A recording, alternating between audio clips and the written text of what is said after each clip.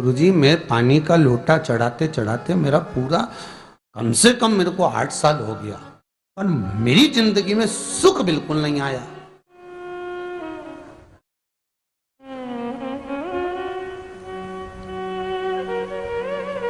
हमने कहा तूने कैसे चढ़ाया, वो भी तो सुने। तो क्या कैसे, क्या स्नान करा और मंदिर जाके लोटा चढ़ाया पानी का। अच्छा, अब मैंने कहा तू चुप रहे। उसके पति, यहीं की इसी ऑफिस की बात है, भवानी मंडी से, उसके पति से पूछा, हाँ जी वर्मा जी सही बताओ पत्नी लोटा कैसे चढ़ाई। गुरुजी ना जाने कहाँ के महाराज के चक्कर में पड़ी, लोटा भर के पानी चढ़ाने जाए, नहाने के बाद बच्चा इतना सा रो रहा, चिल्ला रहा, पर उसको टच तक नहीं करे, किसी चीज के नहीं छुए, और बिल्कुल कोरी की कोरी साड़ी पहने, धुली हुई, पहले ही बाथरूम में टांग के धर दे, उसको कोई छू नहीं सकता, टाविल टच नहीं कर सकता, और ऐसी जाके शंकर जी के फिर लोटा चढ़ाए। मंदिर में अगर किसी ने छू लिया तो वापिस आ जाए, नहाए धोए फिर जाए। मैंने कहा बस अब तो तू ऐसी जिंदगी भर चढ़ाती रहे तो भोलेनाथ आएगा ही नहीं।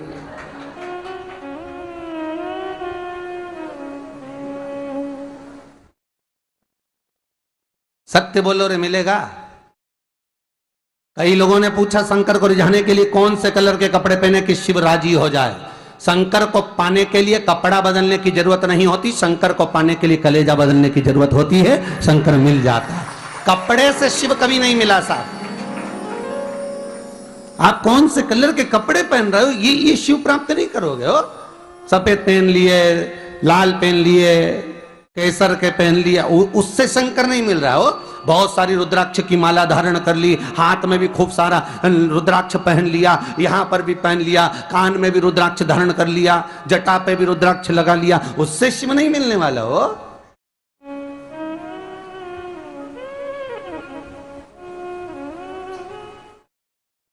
अरे भाई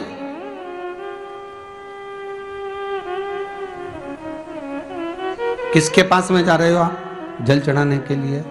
जम के बोलिए जरा। शंकर जी के पास। शंकर जी कौन है? तुम्हारे कौन से मतलब नहीं है। भगवान को तो केवल इतना मतलब है कि आप मन कैसा लेकर आए हो। ये तन साफ करने से, स्नान करने से, खूब रगड़ रगड़ के नहाने से, लक्स पेयर से, खूब घिस घिस के नालों ने, क्रीम ने, पाउडर, डेंटिंग पेंटिंग करके फिर भगवान के पास जाओ और बढ़िया 2-4 घंटे तक फैशन करके भगवान को रिझाओ, भगवान रिझेगा? अरे गर्ग संहिता में लिखा है कि शंकर को एक बार प्रणाम करने का फल क्या है कि 10 अश्वमेध यज्ञ के स्नान का जो फल होता है वो मात्र शंकर को प्रणाम करने से मिल जाता है। कितना? 10 अश्वमेध यज्ञ के स्नान का जो फल है शंकर को मात्र प्रणाम करने से मिल जाता है। पर गर्ग संहिता कहती है कि 10 अश्वमेध यज्ञ के स्नान के बाद भी मनुष्य का जन्म वापिस मिल सकता है। मतलब वापिस तुम्हारा जन्म हो सकता है, किसी भी रूप में हो, जन्म हो सकता है। पर शिव पुराण कहती है, गर्ग संहिता कहती है, स्कंद पुराण कहती है, नर्मदा पुराण कहती है कि महाराज इतना जरूर है कि शिव को प्रणाम करने का फल उतना है कि 10 अश्वमेध यज्ञ के स्नान का फल मिल जाता है। पर गर्ग संहिता कहती है कि शंकर के चरणों में अगर प्रणाम कर लिया तो ये पक्का है कि अश्वमेध यज्ञ का फल भले कट जाए पर शंकर के प्रणाम का फल नहीं कटता, उसका वापिस जन्म नहीं होता और वो शिव का हो जाता, वो शंकर का हो गया, फिर उसका जन्म नहीं है महाराज।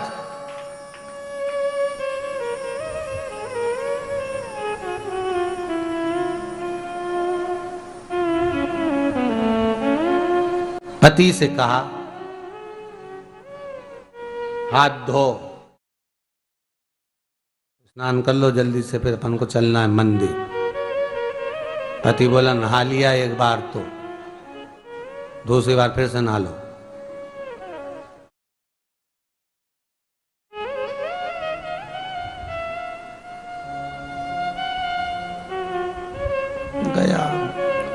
नी के ना माने तो कई घर में चंद्र घंटा से माथा बिड़ा, स्नान करा फिर आया। चल पलंग पे काय को बैठ गए?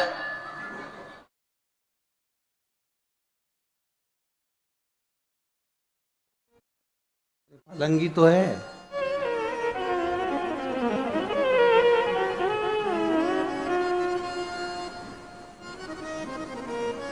फिर से नहा के आओ। ये फिर नहवाने भेज दिया। होता एक सास बेचारी मायके जाना था, मौसी की यहाँ शादी थी।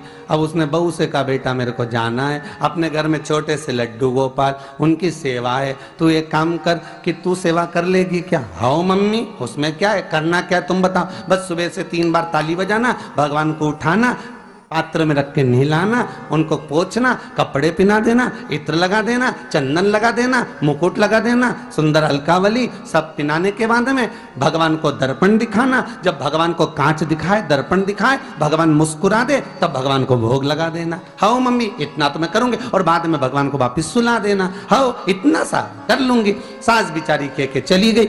अब बहू सुबह से उठ के 3 बार ताली बजाई, भगवान को उठाया, बिठाया, नहवाया, तैयार कर दिया। तैयार करके जो दर्पण दिखाया तो भगवान तो मुस्कुराया ही नहीं। अब इसको कौन समझाए कि पीतल की मूर्ति कोई हंसे है?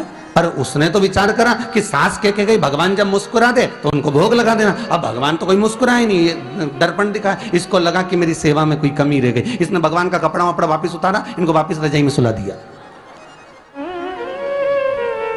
अब भगवान को वापिस रजाई में सुलाया, फिर आ गई, 3 बार फिर ताली बजाई, भगवान को फिर उठाया, फिर बिठाया, बिठाने के बाद में फिर उनको कपड़े वपड़े पहनाकर फिर दर्पण दिखाया, पर भगवान तो मुस्कुराया ही नहीं। ये वापिस इस सेवा में गलती रह गई। वापिस इसने सब कपड़ा उतारा, भगवान को फिर सुला दिया। सुबह 8 बजे से नहवा रही, कपड़े पहना रही और सुला रही। 1 बज गई।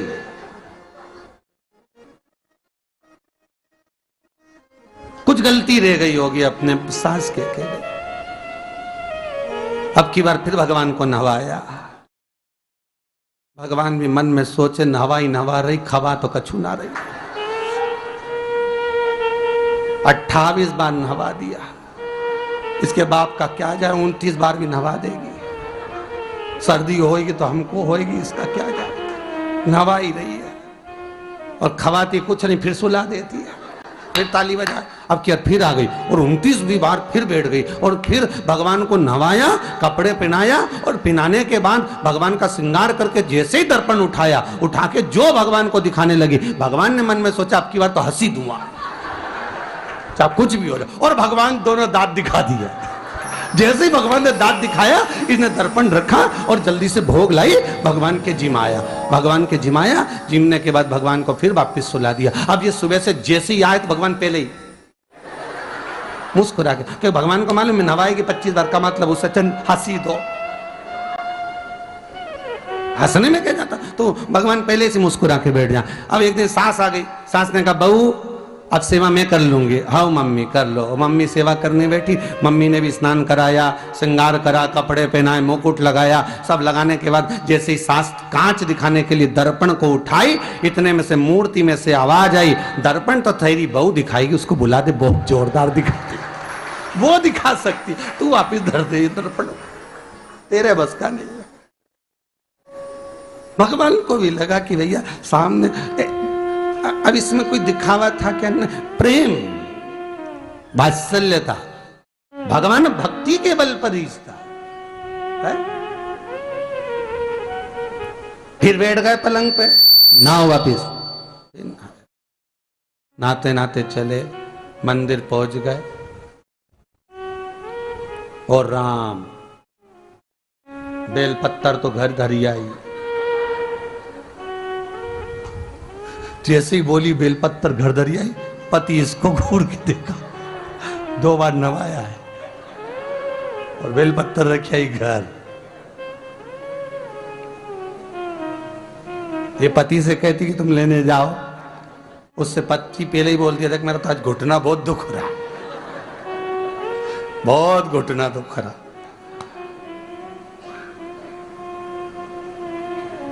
ठीक है, तुम बैठो, मैं आई अभी घर से।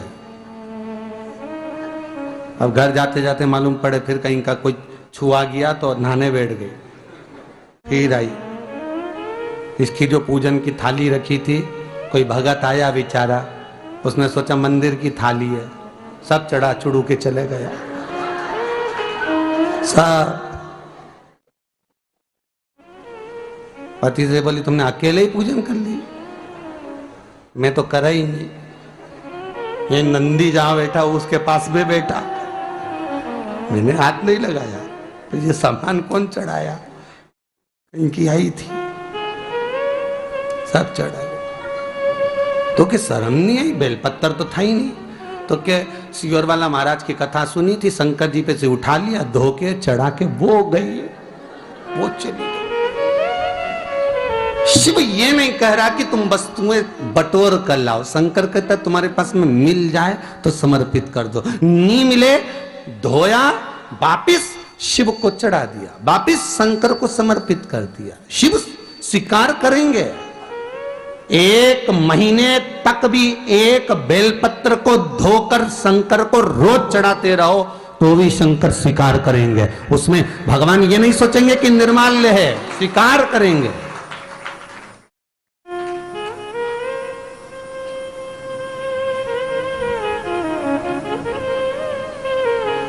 पर इसका मतलब ये नहीं है कि तुम मंदिर के घर से अगर पास में लगी हो, नजदीक में लगी हो, 8, 10, 15 घर छोड़कर कुछ थोड़ी दूरी पर भी बेलपत्र लगी हो तो लेकर जरूर जाना। नहीं तो कहीं कहीं की इतनी आलसन। उन्होंने कहा सियोर वाला महाराज बोला तुम तो उठा उठा के चढ़ा दो। तो भगवान के मंदिर में ही बेलपत्र नहीं जाए मालूम पड़े हो, तो ऐसा नहीं है कि नहीं जाए वाला, जाओ, पास में लगी हो तो लेकर जरूर जाओ। भगवान को समर्पित करने के लिए थोड़ा ना थोड़ा भाव भगवान के द्वार पर जरूर लेकर जाओ।